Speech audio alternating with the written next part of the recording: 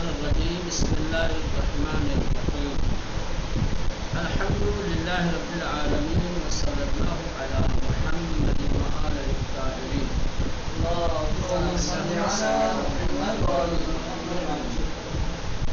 متکلمین مشہور امامیہ کے مشہور متکلمین کون لوگ ہیں، کون افراد ہیں جنہوں نے امامیہ کے عقائد کو ترتیب و تنظیم اور تدوین کیا ہے؟ کتابی شکل کنہوں نے دی ہے شیعوں کے عقائد کو؟ وہ کون افراد ہیں، نام کیا ہے ان کے، کیا کتابیں لکھی ہیں، کیا خدمت لکھی ہیں؟ اس کے سلسلے میں سوال جو اوپر کیا ہے اسی کا جواب رہے گا درس مرتے کسانی اصول عقائد امامیہ را تدوین کر دیا۔ ان لوگوں نے امامیہ کے اصول عقائد کو تدوین کیا ہے۔ تدوین کا مطلب ہوتا ہے لکھی ہوئی چیزوں کو ترتیب دے کر کے، تنظیم دے کر کے کتابی شکل دینا۔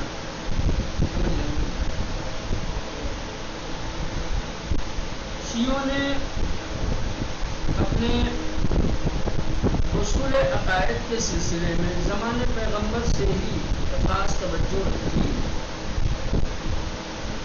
اور نبی کریم کے زمانے میں امیر المومنین علیہ السلام کے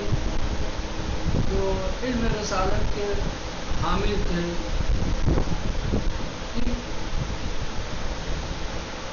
عقائد کی تعلیم نبی کریم سے،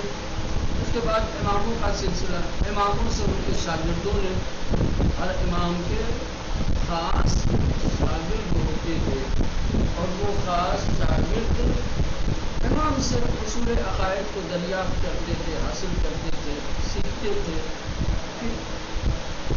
اور ائمہ معصومین علیہ السلام بھی کیا ہے، دین کے اہم مسائل میں سے جو اہم مسائل ہوتے تھے اس میں باقاعدہ طور پر تربیت کرتے تھے، شاگردوں کو پختہ کرتے تھے، اور اس میں ان کو ماہر بناتے تھے۔ خصوصاً چھٹے امام کے زمانے میں دیکھیں کہ کس طریقے سے امام نے اسلام کے مختلف مسائل اور موضوعات میں اپنے شاگردوں کی تربیت کی۔ کسی کو فقہ اسلامی میں ٹرینڈ کیا اور ماہر بنایا، کسی کو عقائد میں اور علم کلام میں، کسی کو کسی اور جانب۔ تو اس طریقے سے امامیہ اصول عقائد امام زمانہ کے دور تک یا غیبت کبریٰ تک اماموں کے ذریعے سے بلا واسطہ لوگوں تک پہنچتے رہے، اور لوگ اسے استفادہ کیا، لوگوں نے اسے تحریر کیا، اسے جمع کیا، اسے اکٹھا کیا۔ خود امام کے زمانے میں ہی بہت سارے ان کے شاگردوں نے اصول عقائد کے سلسلے میں کتابیں لکھی، جیسے توحید مفضل، توحید مفضل امام کے شاگرد نے لکھا مفضل میں۔ وہ باتیں آئیں گی کون کون سے علماء ہیں، ابھی یہ تھوڑا سا مقدمے کے طور پہ بیان کر رہے ہیں۔ جو سوال یہاں دیا تھا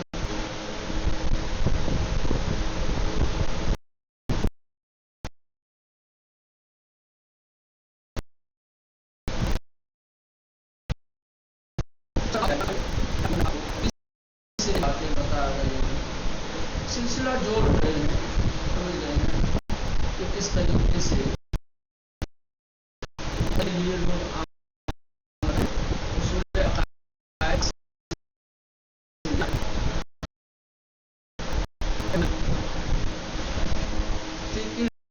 لوگ آئے، یہ ان کے اپنے ذہنوں کی اپنی سے نے وجود بخشا ہے اور پیش کیا ہے نا، یہ معصوم کی تعلیم لوگوں کے سامنے پیش کیا ہے، ان کے بیان کردہ یہ اصول ہے نہ کہ علماء شیعہ کے۔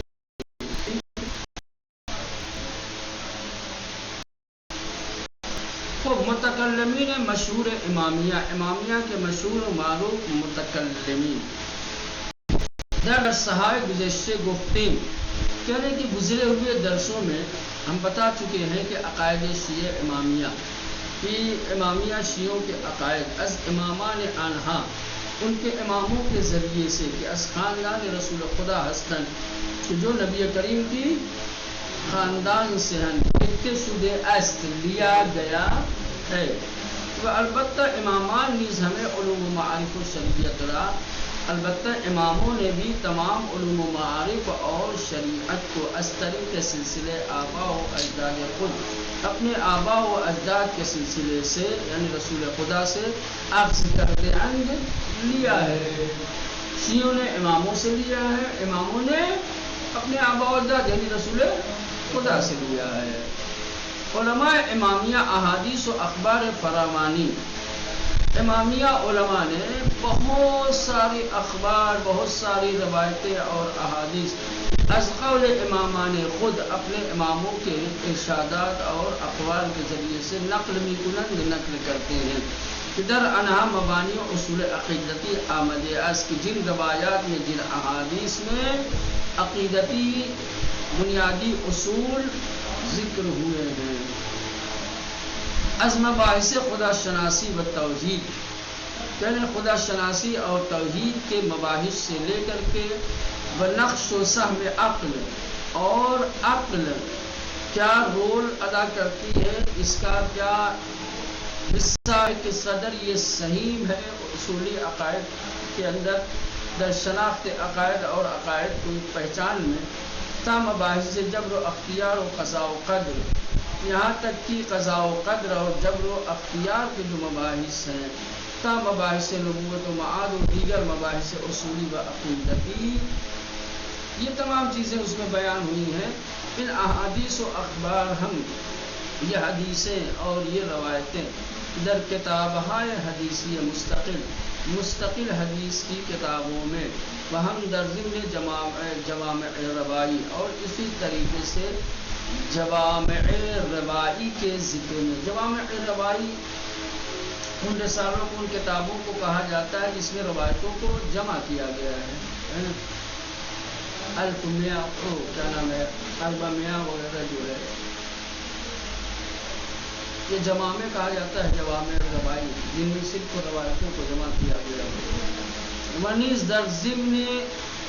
کتبی کے علماء امامیہ تعلیف کرتے ہیں، اسی طریقے سے علماء امامیہ نے جو کتابیں تعلیف کی ہیں ان کے ضمن میں یہ تمام باتیں آئی ہیں۔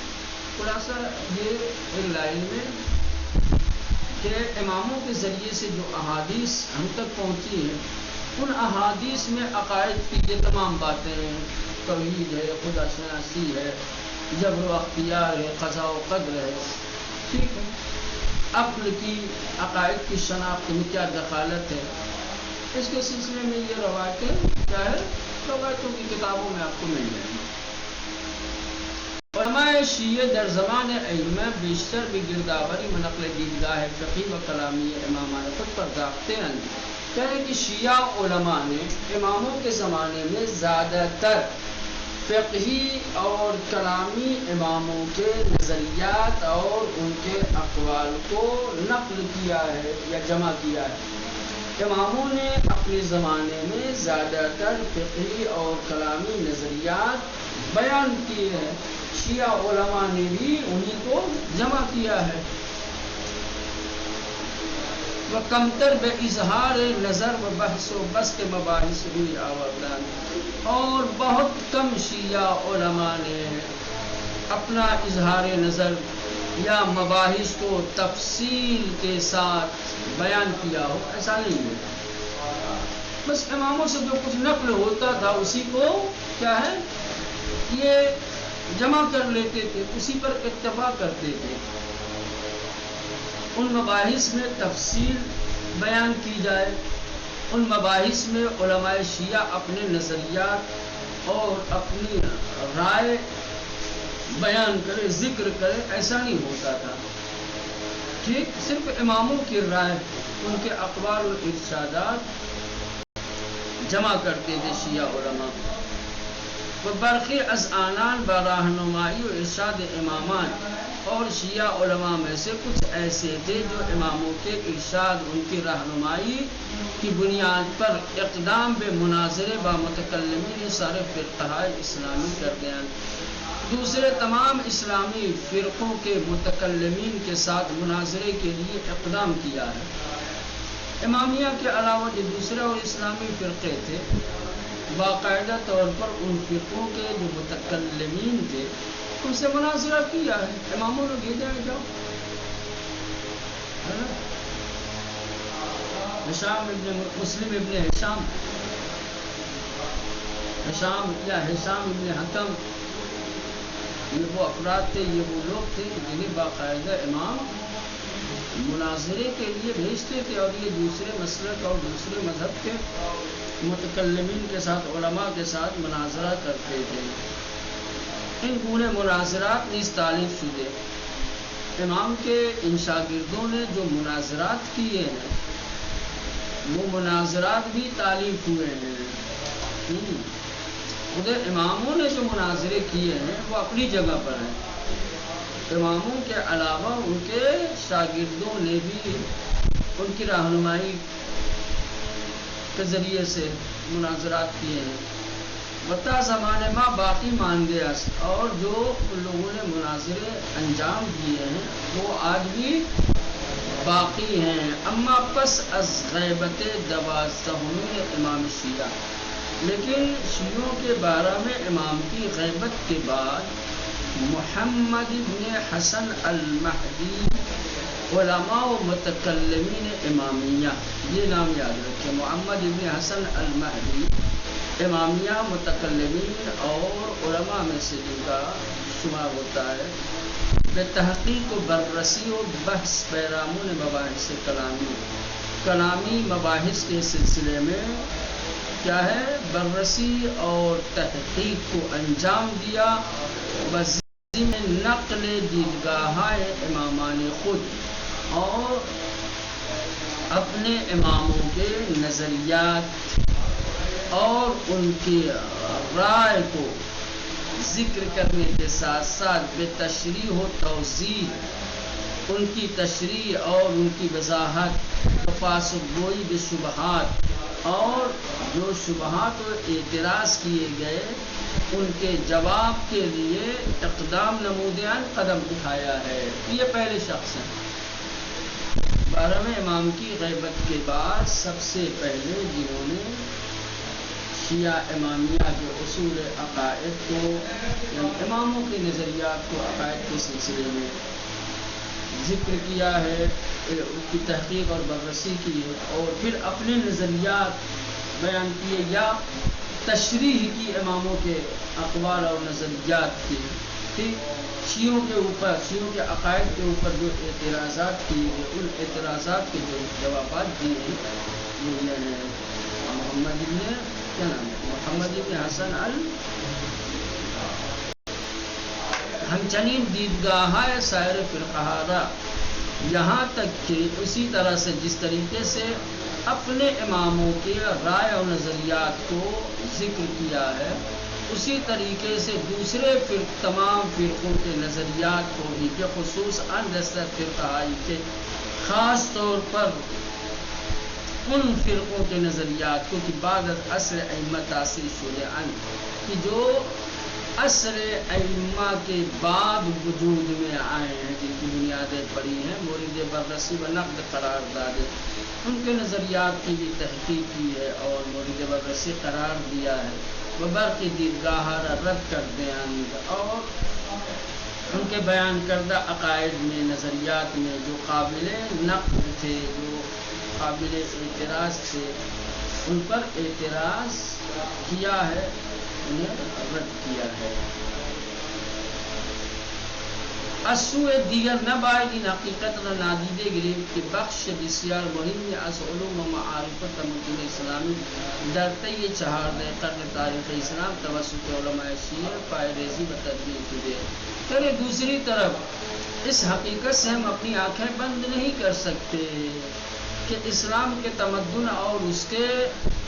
اہم علم و معارف کو 14 صدیوں میں علماء شیعہ کے ذریعے سے کیا ہے تالیف و تدوین کیا گیا ہے نا۔ یہ ہماری موجودہ کتابیں اس بات کا شاہد ہے، اس بات کی دلیل ہے کہ ہمارے علماء نے اس سلسلے میں خاص توجہ دی ہے۔ یہ انہی کی مجاہدت، انہی کی سعی و کوشش کا نتیجہ ہے کہ جو آج یہ کتابیں ہمارے اختیار میں ہمارے پاس۔ اسوء دیگر دوسری جانب نباید ان حقیقت نادیده گرفت، اس حقیقت کو کیا ہے ہم نظر انداز نہیں کر سکتے کہ بخش بسیار مہمی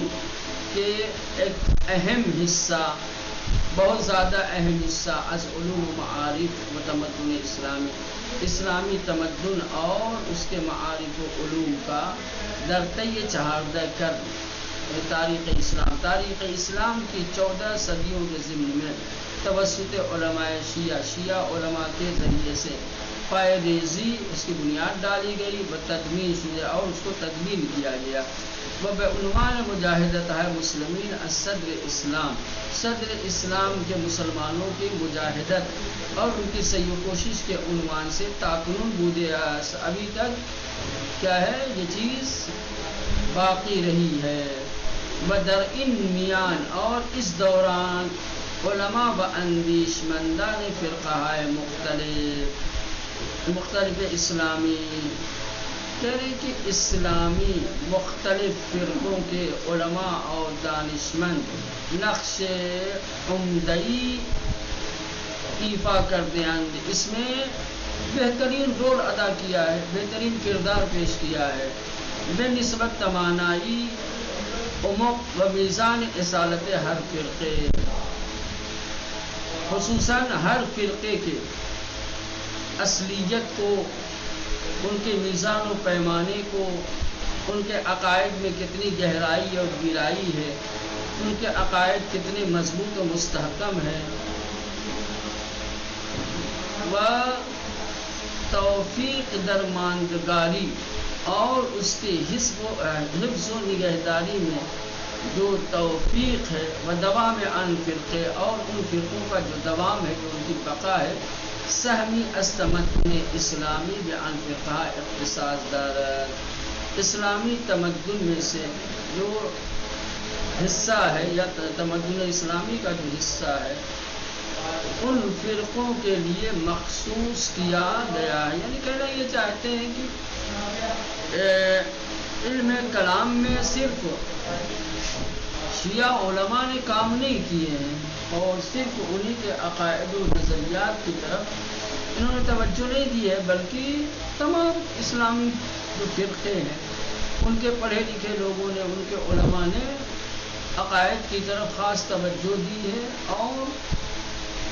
اس کے عظیم پہلوؤں کو مورد توجہ قرار دیا اور اس پر قلم فرسائی کی ہے، بہت کچھ لکھا ہے، کتابیں تدوین کی ہے۔ یعنی 14 صدیوں میں علم کلام کے اوپر بہت بڑا کام ہوا ہے اور تمام فرقے کے علماء نے اپنے اپنے عقائد اور اپنے اپنے بنیادی اسلامی اصولوں کو کیا ہے ذکر کیا ہے، اس پر کام کیا ہے۔ اب یہاں سے شروع کریں گے کہ کچھ ان شخصیات کے بارے میں کہ جنہوں نے امامیہ عقائد کے سلسلے میں تدوین کا کام کیا ہے، جنہوں نے کتابیں لکھی ہیں، اس کو کل دیکھا جائے۔